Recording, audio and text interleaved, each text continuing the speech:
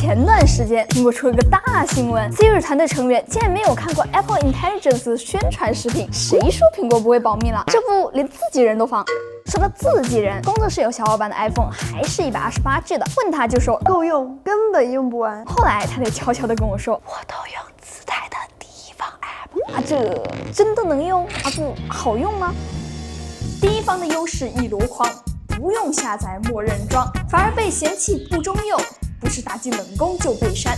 iCloud 同步不孤单，生态资料到处搬，没有广告来打扰，开屏秒记没得算。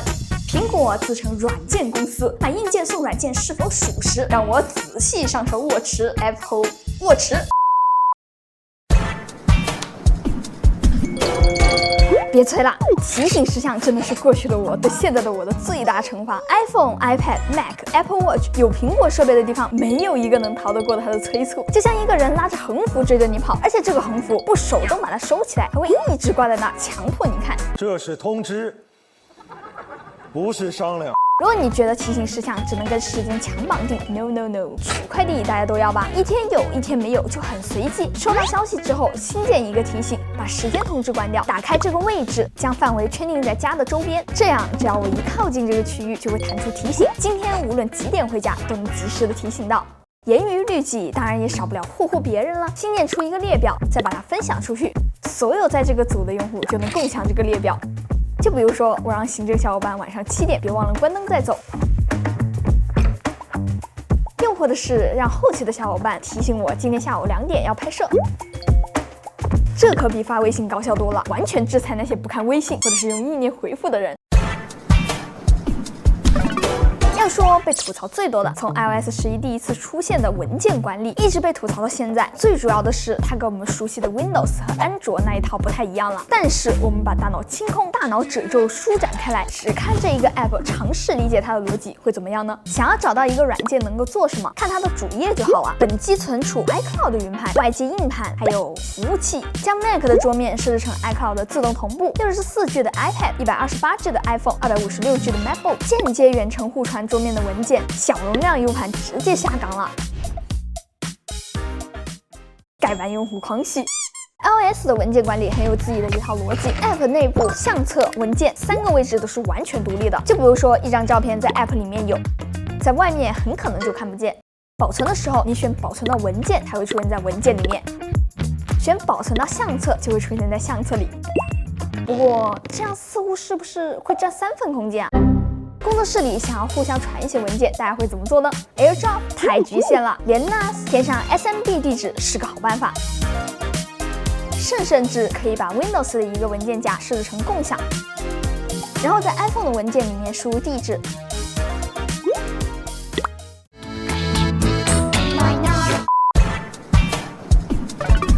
说到大家用的最多的第一方 App， 我说是照片，没有人反对吧？但是它就在你的眼皮子底下偷偷藏了一手。这就是当年在 WWDC 上面发布的功能，只是国内很少有人注意到。但为什么没有人用？因为太复杂了呀！这是一个在小团体内分享照片的功能，可以把它看作更私密的朋友圈。除了能把原有的照片加到图库里面，还能在每一次拍摄前点开这个按钮，这张照片就会自动出现在共享图库。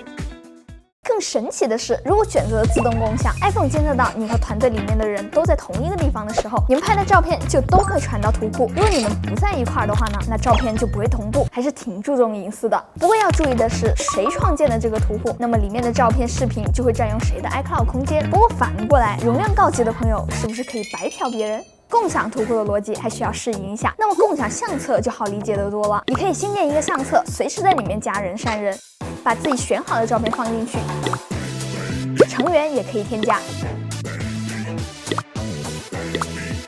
而且这个相册是会成长的，你们随时往里面加照片，其他人还能点赞、发评论。就有种弥补了国内没有 Facebook 的遗憾。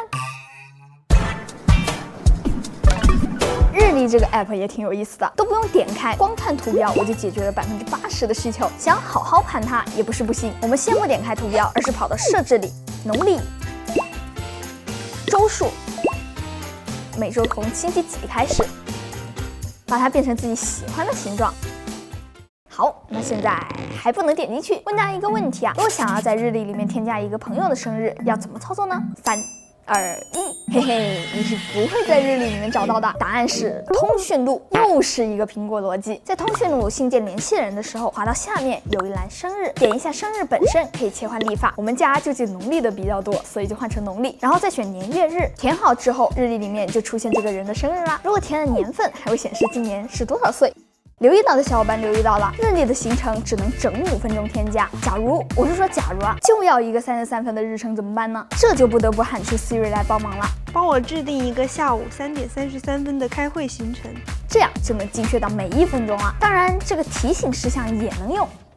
这一手牌打出来，有一种知识过了脑子，但什么都没有留下的感觉。iPhone 第一方 App 就是这样子的，他们有着远超第3方的权限，让人难以理解的苹果逻辑，食之无味，弃不掉。不知道大家有没有注意到，第一方 App 是不会在 App Store 里面更新的，基本上呢是跟着 iOS 的版本更新的，也就是说很长时间才更新一次，这就得确保这个 App 足够实用，至于好用嘛，小伙伴们觉得呢？OK， 那么以上就本期视频的所有内容啦。如果这期视频还有点意思的话，记得给我点赞3连关注哦，这个对我来说非常重要。那我是千里，咱们下期再见吧，拜拜。